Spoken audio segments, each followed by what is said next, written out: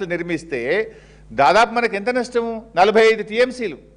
రేపు ఆర్డీఎస్కు మనకి ఇప్పటికే 15.9లో 5 కూడా రావట్లేదు. అంతేకాదు రేపు తుంగభద్ర నీళ్లు శ్రీశైలంలోకి రావాలి. పైన ఈ నీళ్ళన్నీ ఆగితే రేపు శ్రీశైలంకు ఫ్లో తగ్గితే రేపు శ్రీశైలం మీద ఆధారపడ్డ కల్వకుర్తి ఎఫెక్ట్ అవుతుంది, మనం కట్టుకుంటున్న పాలమూరు ఎత్తిపోతల పథకం ఎఫెక్ట్ అవుతుంది. ఇవన్నీ నష్టం జరుగుతున్నాయని తెలిసి కూడా రాష్ట్ర ప్రభుత్వం ఎందుకు సడీ సప్పుడు లేకుండా ఉన్నది అని ఇలా ప్రజల పక్షాన్ని అడుగుతా ఉన్నాం మేము. అయితే అందుకే మేము ఇలా ఆ విషయాలు ఏందో బయట పెట్టాలి. 3 రాష్ట్రాల ముఖ్యమంత్రులతో జరిగిన చర్చల వివరాలు ప్రజల ముందు పెట్టాలి. అంత సీక్రెట్ ఏంది? ఉత్తమ్ కుమార్ రెడ్డి నీళ్ల మంత్రినే బయట ఎందుకు కూర్చోబెట్టినరు? మన తెలంగాణ ఇరిగేషన్ ఇంజనీర్లు ISWR ఇంటర్స్టేట్ ఇంజనీర్లు కానీ మన ENCని కూడా లోపలికి ఎందుకు రానియలేదు? ఈ ఇంజనీర్లను బయటపెట్టి నీళ్ల మంత్రిని బయటపెట్టి మీ ముగ్గురు సీక్రెట్గా గంట సేపు ఏం మాట్లాడుకున్నారో ఆ వివరాలు ఏంది, తెలంగాణకు జరిగే ప్రయోజనం ఏంది, తెలంగాణకు మన హక్కులు కాపాడడానికి మీరు చేసిన కృషి ఏందో రాష్ట్ర ప్రజల పక్షాన మేము అడుగుతా ఉన్నాం, చెప్పండి. ఇప్పుడు కర్ణాటక గడుతున్న అక్రమ ప్రాజెక్టులు ఆపినరా? ఆర్డీఎస్కు నీటి వాటా సాధించినరా? మీరు చేసింది ఏందో చెప్పాలని చెప్పి ఈరోజు మేము అడుగుతా ఉన్నాం. ఎందుకంటే మా పోరాడి తెలంగాణ సాధించిన పార్టీ బీఆర్ఎస్ పార్టీ. ఇలా నువ్వు నీ ఇష్టం వచ్చినట్టుగా తెలంగాణ నీటి హక్కులను కాలరాస్తా అంటే ఈ బీఆర్ఎస్ పార్టీ చూస్తూ ఊరుకోదు. ఎందుకంటే తెలంగాణకు ట్రిబ్యునల్ న్యాయబద్ధంగా ఇచ్చిన అటు గోదావరి నీళ్ళు కానీ రాబోతున్నటువంటి కృష్ణా అవార్డుల్లో ఏ ఒక్క చుక్క నీళ్లు తగ్గినా నువ్వు ఎక్కడ కాంప్రమైజ్ అయినా బీఆర్ఎస్ పార్టీ దానికి అంగీకరించదు. తొందరపాటు నిర్ణయాలతో దీర్ఘకాలికంగా రాష్ట్ర ప్రయోజనాలను దెబ్బతీయొద్దని చెప్పి మేము ఈ ప్రభుత్వాన్ని హెచ్చరిస్తూ ఉన్నాం. ఇవాళ జరుగుతున్నది ఏంది? యాక్చువల్గా తన అవగాహన రహిత్యంతో రేవంత్ రెడ్డి గారు రాష్ట్రానికి అన్యాయం చేస్తుండనేటువంటిది మా భావన. ఇవాళ 4 అంశాలు కలిపి మాట్లాడుతుండే ఆయన. There are 4 different issues. ఇందులో మొదటి ఇష్యూ ఏంది? గోదావరి నదిలో తెలంగాణకు 968 టీఎంసీల నీటి కేటాయింపులు ఉన్నాయి, నికర జలాల కేటాయింపులు ఉన్నాయి మనకు. ఈ 968 టీఎంసీలో ఇప్పటి వరకు 830 టీఎంసీలకు మనకు technical advisory clearance, final clearance ఇరిగేషన్లో టీఎస్సీ తెచ్చుకున్నాం. 830 వరకు తెచ్చుకున్నాం. ఇంకా 138 టీఎంసీలకు అనుమతులు రావాల్సి ఉన్నది. అయితే ఆ 138 అనుమతులు తొందరగా తెచ్చుకోవాలి. ఇప్పుడు బీఆర్ఎస్ గవర్నమెంట్ మేము ఎంత కష్టపడ్డామో మీకు ఇంకా బాగా అర్థం కావాలంటే 60 ఏళ్ళు బీఆర్ఎస్ కంటే ముందు 60 ఏళ్ళు కాంగ్రెస్ తెలుగుదేశం పార్టీలు ఈ రాష్ట్రాన్ని పరిపాలించాయి. తెలంగాణకు కేటాయించిన 968 టీఎంసీలో 60 ఏళ్లలో మన ప్రాజెక్టులకు అనుమతి వచ్చింది ఎంత అంటే 265 టీఎంసీలు. 60 ఇయర్స్ 265 టీఎంసీస్కు మనకు అనుమతులు వచ్చినాయి. 9.5 సంవత్సరాల బీఆర్ఎస్ ప్రభుత్వం బీఆర్ఎస్ హయాంలో 383 టీఎంసీలకు గోదావరిలో మేము అనుమతులు తీసుకొచ్చాం. అంటే 60 ఏళ్లలో మీ రేషియో 4.48 టీఎంసీ పర్ ఇయర్ మీరు గోదావరిలో తెలంగాణకు తెచ్చిన అనుమతులు. 9.5 ఏళ్లలో 383 టీఎంసీలు అంటే 40.36 టీఎంసీలు పర్ ఇయర్. అంటే మీకంటే 10 టైమ్స్. మీరు 4, మేము 40 టీఎంసీలు ప్రతి సంవత్సరం అనుమతులు తెచ్చినాం మేము. మరి ఇప్పుడు మీరు వచ్చి కూడా 2 సంవత్సరాల 7 నెలలు అయింది, ఏమైనా తెచ్చిండ్రా?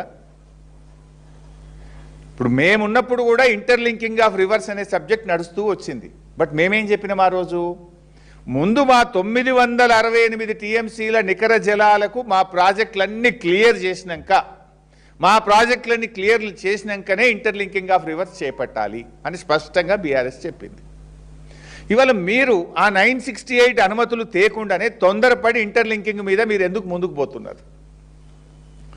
968 అనుమతులు ఎందుకు తేలే మీరు? బ్యాలెన్స్ ఇప్పుడు మనకు 830 టీఎంసీలు వచ్చేసినాయి.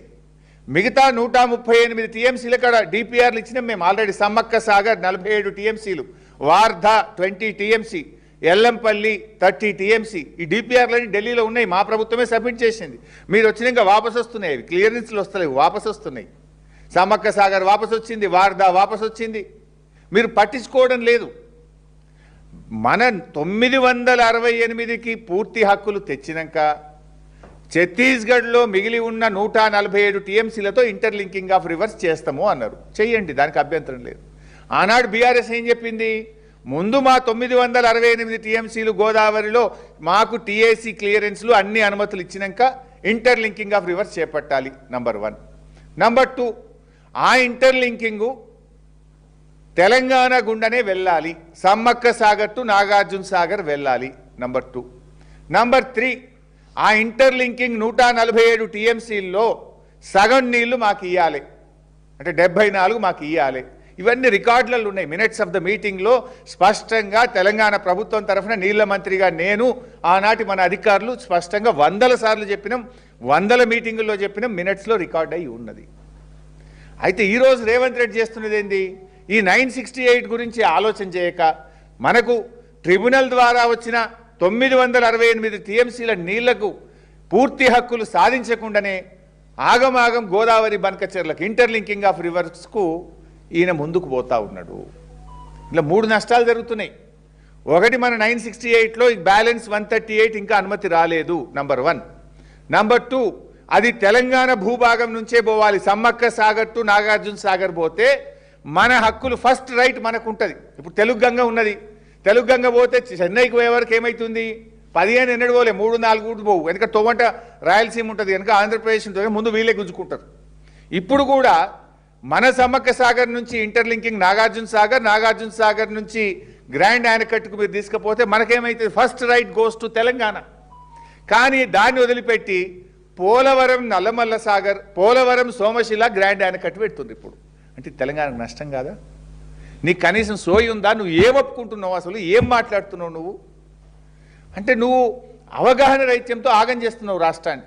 మన 968 ఫస్ట్ మనది పక్కకు పెట్టాలి కదా. ఇప్పుడు ఆంధ్రప్రదేశ్కి 512, మనకు 968. ఆంధ్రప్రదేశ్ 512 వాడేసుకున్నది ఆల్రెడీ.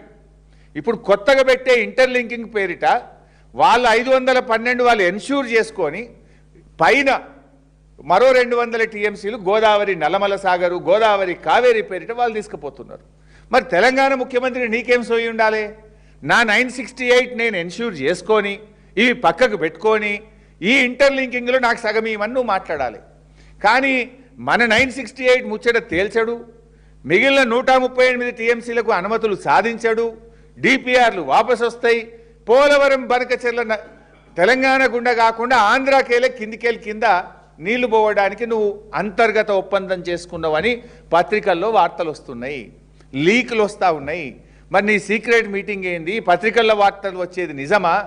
తెలంగాణ భూభాగం నుంచి పోతుందా? అది కిందికేళ్ళి కిందనే పోతుందా? తెలంగాణకు శాశ్వతంగా నువ్వు సమాధి కట్టదలుచుకున్నావా? నష్టం చేయదలుచుకున్నావా? మన 968 అనుమతులు ఇస్తానని సిఆర్ పాటిల్ నీకు హామీ ఇచ్చిండా? మరి 968 క్లియరెన్సుల్లో నీ 2 సంవత్సరాల 7 నెలల పాలనలో ఒక్క ప్రాజెక్టుకు అనుమతి దేలేదు, కానీ డిపిఆర్లు ఎందుకు వాపసు వచ్చినాయి?